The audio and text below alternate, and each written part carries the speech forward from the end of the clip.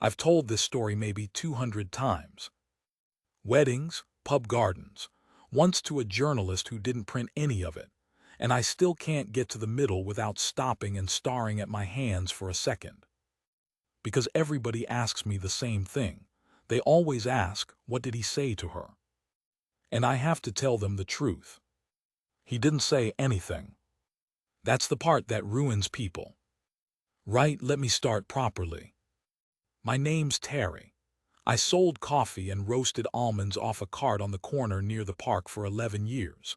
11 years, same corner, same 3 feet of pavement from 6:30 in the morning until the light went.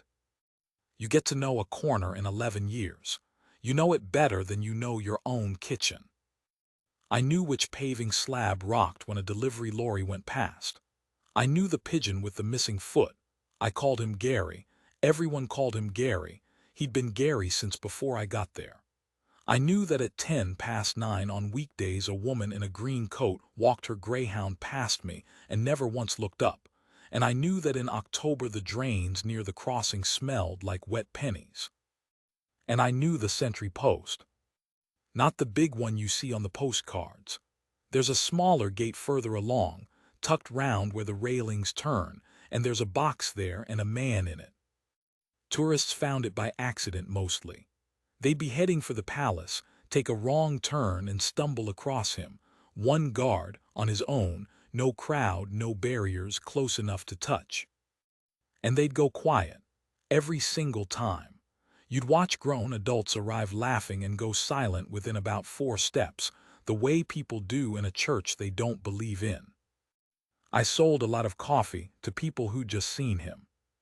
The guard that autumn was a lad called Owen Marsh.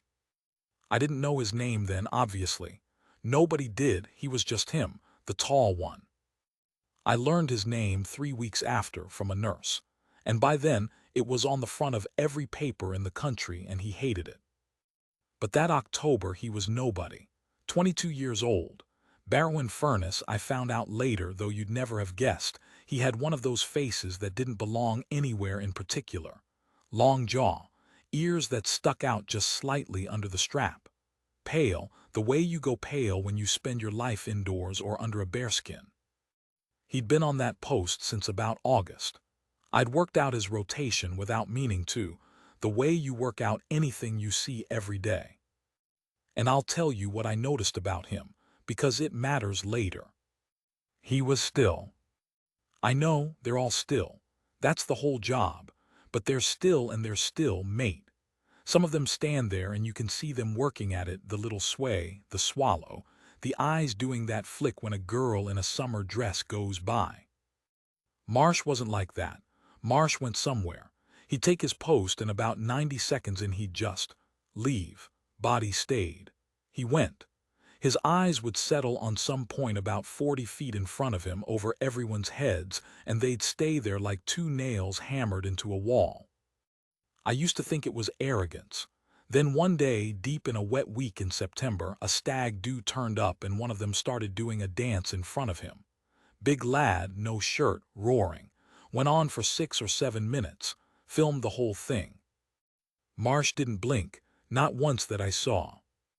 But when they'd gone and the corner was empty for a minute, I watched him breathe out, just once. Long, slow, the chest of that greatcoat going down maybe an inch. And I thought, oh, it's not that you don't feel it, you just put it somewhere. That was the man. Now you know him as well as I did. Tuesday, the 21st of October, 10:15 in the morning. It had rained overnight and it was going to rain again, but for a couple of hours it was holding off, doing that gray, shimmery thing where the sky can't commit. The pavements were still dark. There was a smell of wet leaves and diesel, and someone somewhere was burning something in a garden they shouldn't have been. The park was going gold at the edges. The plane trees had started dropping in earnest and the sweepers hadn't caught up, leaves everywhere, skidding under people's shoes. Half-term week, the corner was busy. I remember an American couple, both in matching raincoats, arguing about which way the palace was and both of them wrong. I remember a school group, maybe 30 kids in high-vis vests, absolutely feral, and two teachers with the 1,000-yard stare of people counting heads for the 9th time. I remember a bloke with a camera, the size of a small dog, trying to get the light right and swearing softly in a language I didn't recognize, but understood perfectly. I remember a woman with a pram who bought a flat white and told me her daughter hadn't slept since June. I remember thinking she looked like she hadn't either. Gary the pigeon was there, doing his thing, being Gary. Two horses came down the road at about 10:30, not the ceremonial stuff, just exercise, two riders chatting, and one of them, the gray, shied at something. Bit of a scuffle. Rider sorted it. It was nothing. Horses do that. I only remember it because of what people said afterwards. The horse knew. That's what they said in the pub for months. The horse knew. Horses don't know anything, but I understand why people needed it to. Now the girl. She came round the corner at about 10 to 11, holding her dad's hand and wearing a yellow raincoat. The proper old-fashioned kind, shiny, with the hood up even though it wasn't raining. She was 6. I know she was 6 because she told me. She told everyone. It was, at that point in her life, her single most important fact. Her name was Nell. She had a paper crown on. One of those flimsy gold cardboard ones they give you at museums, and she'd written her name on it in blue felt tip, backwards, so it read from the wrong side. It was sitting on top of the hood, which meant it was sitting on nothing and it was going to fall off. And she knew it was going to fall off, and she kept reaching up to catch it with her free hand, laughing every time. Her dad was called Michael.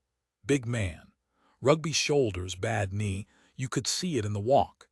He had a rucksack on with a juice carton sticking out the side pocket and a rolled-up cardigan that had clearly been forced on her, and then removed within 9 minutes.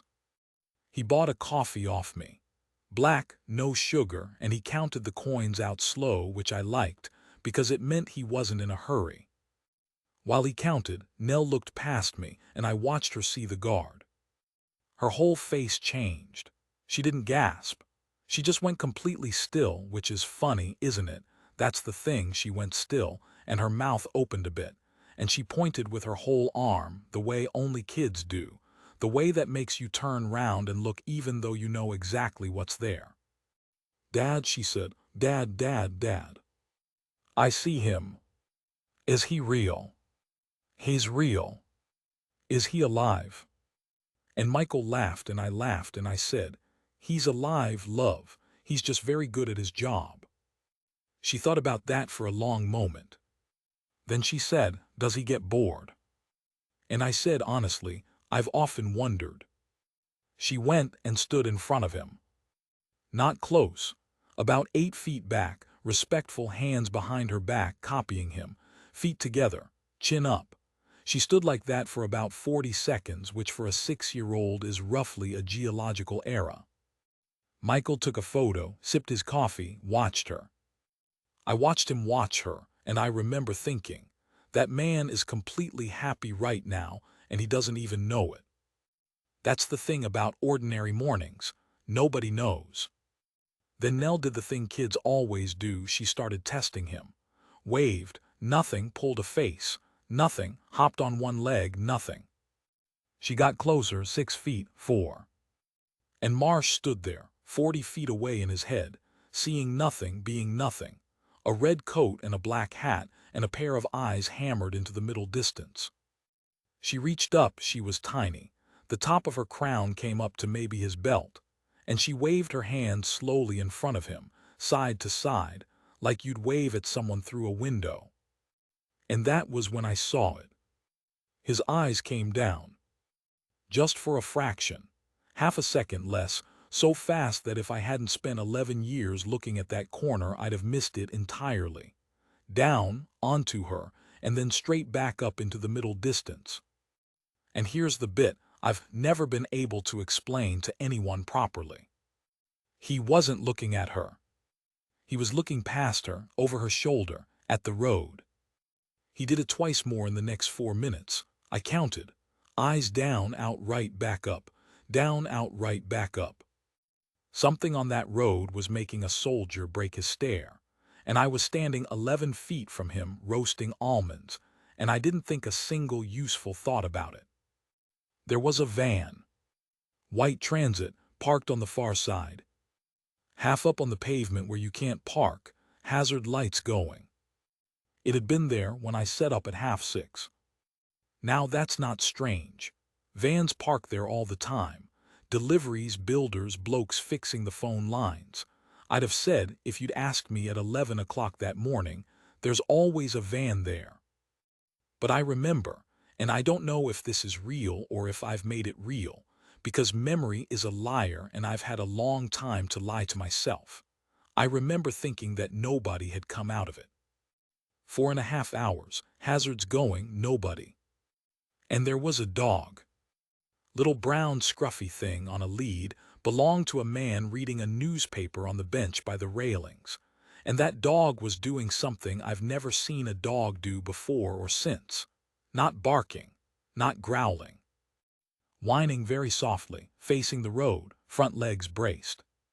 The bloke tugged the lead and told it to shut up and went back to his paper. Nell's crown fell off. She picked it up. She put it back on. It fell off again and she laughed like it was the funniest thing that had ever happened to anybody. Michael said, 2 minutes, then we're going, I promised Nan. Somewhere behind me, a phone was playing music.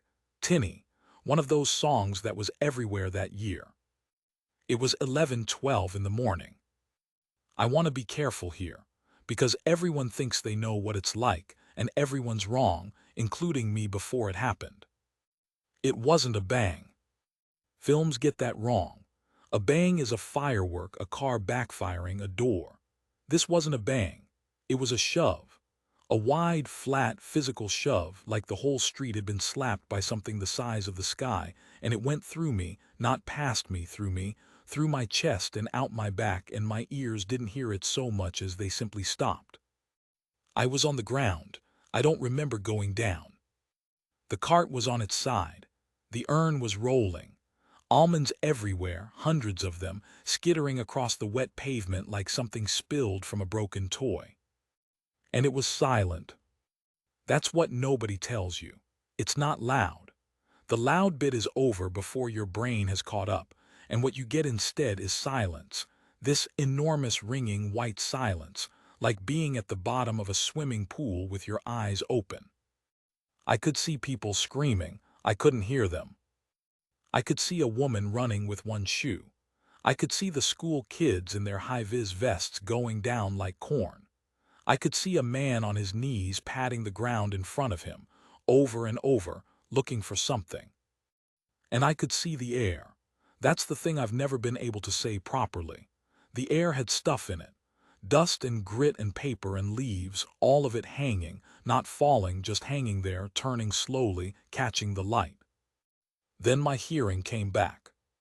It came back like water coming back into a room. First a hum, then a roar. Then, all at once, all of it, the screaming and the car alarms, and somewhere a horse making a sound I will hear for the rest of my life, and a woman shouting one word over and over, and I don't know what the word was. There was a shoe in the road. A man's brown shoe, laces still done up, sitting perfectly upright in the middle of the road as if someone had placed it there. And that phone was still playing music. I got up. I don't know why. Some part of me thought about the coffee urn, honestly. Some idiot part of my brain was worried about the urn. The road was, I don't know how to say it, the road wasn't where it had been.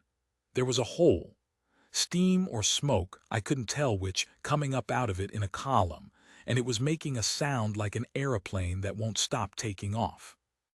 The van was gone, not moved. Gone. There were pieces of it on the railings. Later, much later, and I'll come to it, they'd tell us the van had nothing to do with anything. It belonged to a plasterer called Kev who'd left it there illegally and gone to hospital with a burst appendix at 5:30 that morning and hadn't been able to move it. Kev spent a year being hated by strangers on the internet for a burst appendix. But at 11:12 on that Tuesday, standing in a snowfall of my own almonds, I knew, the way you know you're falling, that a bomb had gone off. Everybody knew. 200 people all knew the same thing at the same time. And a crowd that knows that stops being a crowd. Now here's the picture. I want you to see it exactly as I saw it, because I've seen it every day since. Chaos, people running 3 different directions at once, 2 teachers dragging children by the arms of their coats, a man on the ground not moving, the steam column, the alarms, the horse. And in the middle of it, absolutely unchanged, absolutely still, one man in a red coat and a black bearskin standing his post. He hadn't moved. Not an inch, not a flinch. There was dust and grit all down one side of him, gray against the red, and there was something dark on his sleeve, and his eyes were still hammered into the middle distance 40 feet in front of him, and he was standing exactly where he had been standing at 11, and the world was coming apart around him like wet paper. I remember the anger that hit me. That's shameful, but I'll tell you it anyway. I looked at him and I thought, move, you idiot. Help, do something, move. And he didn't. And I understood about a second later, in some cold place under the anger, that he wasn't allowed to. Because that's the deal, isn't it? That's the whole deal. He stands there so that other people can run. He's the fixed point. Take the fixed point away and there's nothing left but 200 people running. Some of them were already looking at him. I saw it. People fleeing past him and their heads turning, checking, is he still there? He's still there and taking that with them. He was the only thing in that street, behaving as though the world still had rules in it. And then out of all of it, out of the dust and the noise, something small and yellow was walking. Nell. She was on her own. I couldn't see Michael anywhere. I've since worked out what happened. He'd been standing 8 feet behind her, and he'd taken the worst of it, the blast and a piece of railing, and he was on the ground by the bench, and there were already 2 people kneeling over him. She hadn't seen him go down. She'd been facing the guard. She was walking down the middle of that pavement completely calmly, which was the most frightening thing I have ever seen in my life, because nothing about it was calm. It was the calm of a child whose brain has simply switched something off. Her hood was down. Her hair was full of gray dust. There was a cut above her eyebrow and blood on her cheek in a thin line, going down, very neat, like someone had drawn it. The crown was gone. And she walked slowly, past a woman screaming and a man on his knees, and Gary the pigeon lying dead by the railings, and she walked right up to the guard. And she stopped right in front of him. And she looked up, all the way up, past the buttons, past the strap, into the shadow under that bearskin where his eyes were, 40 feet away in another country. And she lifted her hand. She just held it up, palm open, fingers spread, the way you do when you're 6 and you've decided something is going to hold your hand, and it's not a request, it's not even a question, it's just what happens next. The street was on fire behind her. And she stood there in a yellow raincoat, with her arms straight up in the air, waiting. I stopped breathing. I've never told anyone that. I was 30 feet away with a broken cart at my feet, and I stopped breathing, because 100 people had gone past that man in the last 90 seconds and not one of them had touched him. And everybody knows, everybody in the entire world knows. They're not allowed to move. They're not allowed to speak. They can't even look at you. And a 6-year-old girl with blood on her face stood in front of a man who wasn't allowed to be a man and put her hand up. I've thought about the next 4 seconds more than I've thought about anything else in my life. 4 seconds, maybe 5. Because a man like that doesn't decide anything in 4 seconds. Not really. Whatever he did next, he'd already decided years before, in some cold room in Catterick or on some hillside in the rain, in the 10,000 small moments where he chose what kind of man he was going to be.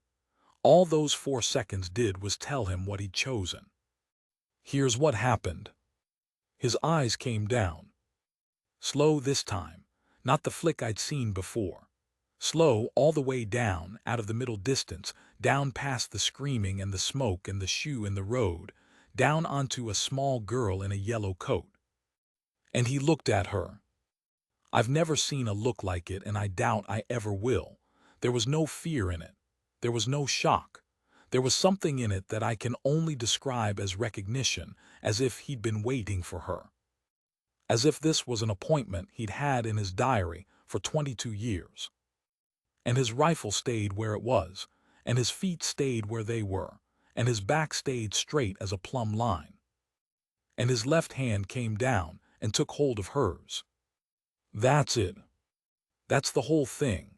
That's the moment the papers spent 3 weeks trying to describe and never got right, because there's nothing to describe. A big hand closed round a small hand. He didn't kneel. He didn't smile. He didn't pick her up and press her to his chest, which is what I'd have done and what you'd have done, and what 100 stupid television dramas would have done. He stood his post. And he held her hand. She turned around. That's the part that finishes people off. She turned around so her back was to his leg and she was facing out, facing the street, facing the smoke and the noise and the running, because that's what he was facing, and she decided that whatever he was doing, she was doing. Two of them standing there, looking out at the end of the world. A 6'2" guardsman with dust down one side of him and a cut on his hand he hadn't noticed, and a 6-year-old in a yellow raincoat, holding hands, facing front.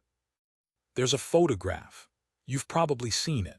Bloke with the enormous camera, the one who'd been swearing about the light, he took it from the ground, on his side, with a broken collarbone, and he didn't know he'd taken it until 2 days later. But photographs don't have sound in them. And what I heard, what nobody else has ever mentioned because there were maybe 4 of us close enough, was this. He said very quietly, without moving his head. Stand fast. 2 words, barely a breath, not to a crowd, not to a camera. To her. Now people always tell me I've got that wrong. They tell me sentries can't speak.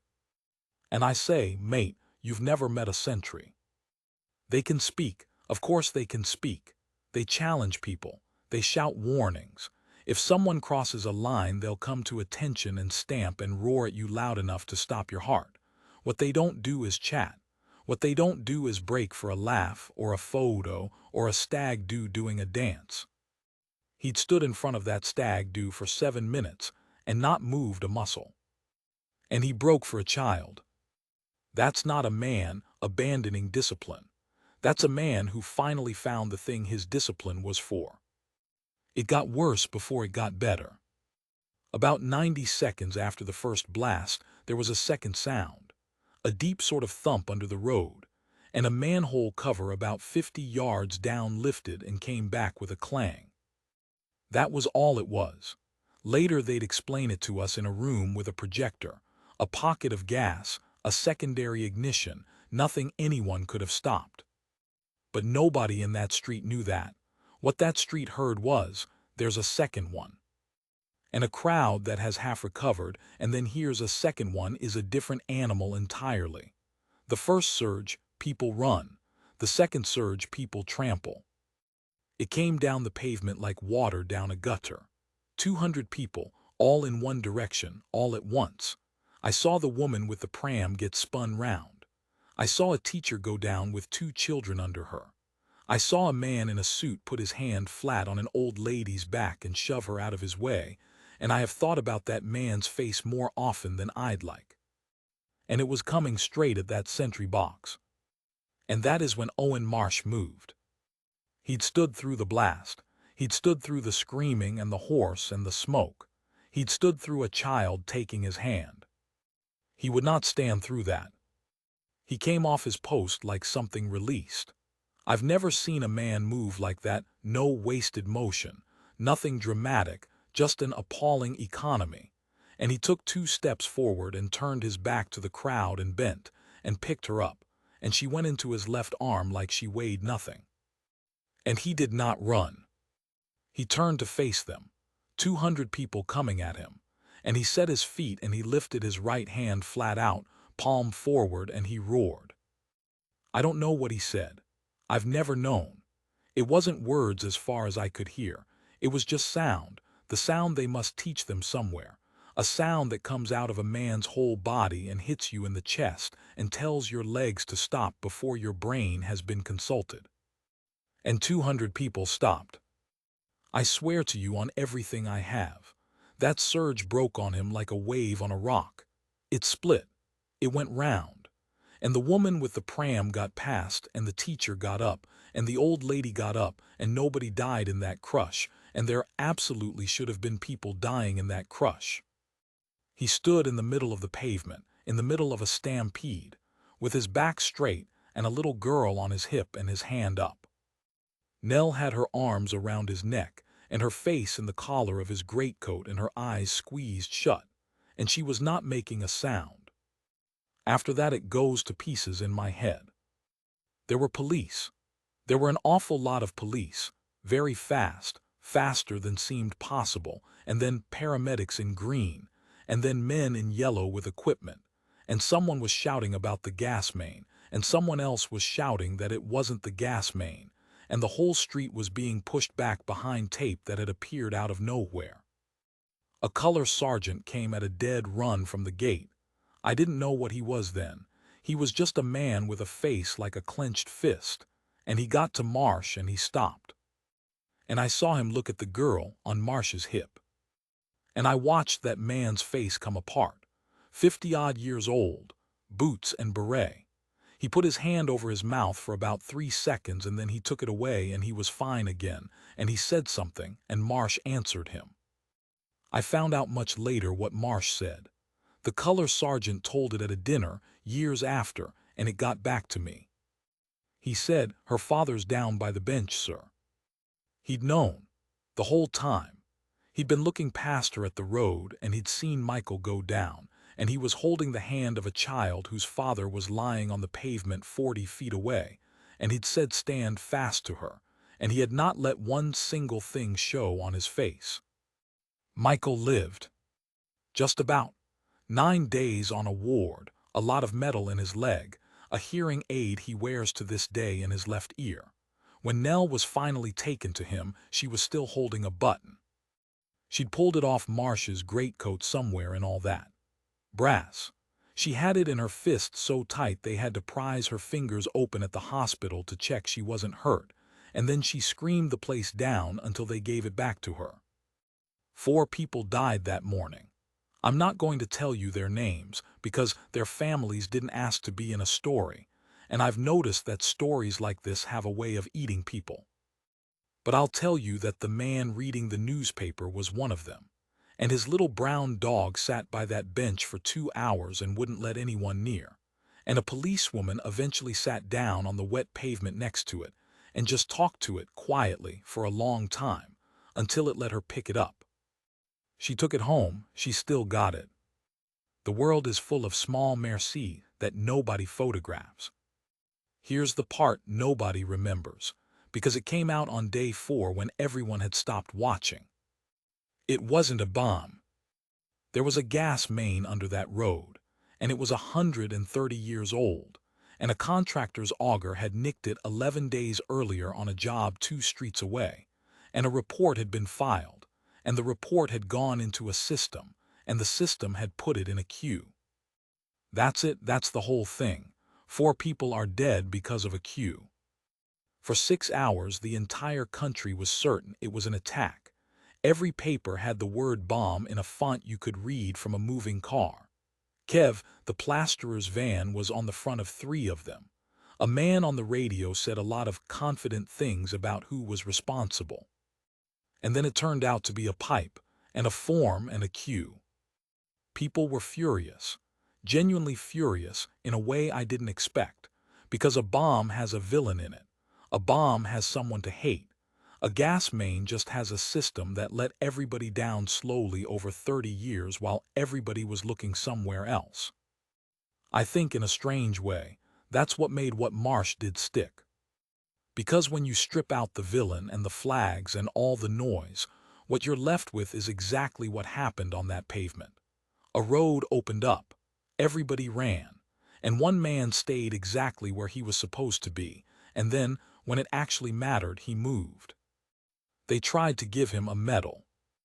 There was a great deal of fuss about which one, and whether the fact that he'd left his post counted against him, and I gather there were men in offices who took that question extremely seriously, which tells you something about the world we live in. The color sergeant is supposed to have said in that meeting, "He didn't leave his post, sir. He stood it. His post moved. He got the medal. He didn't want it. He did the ceremony, and he did exactly one interview, on the telly, sitting very upright in a chair that was too soft for him, and the woman asked him the question everybody wanted asked.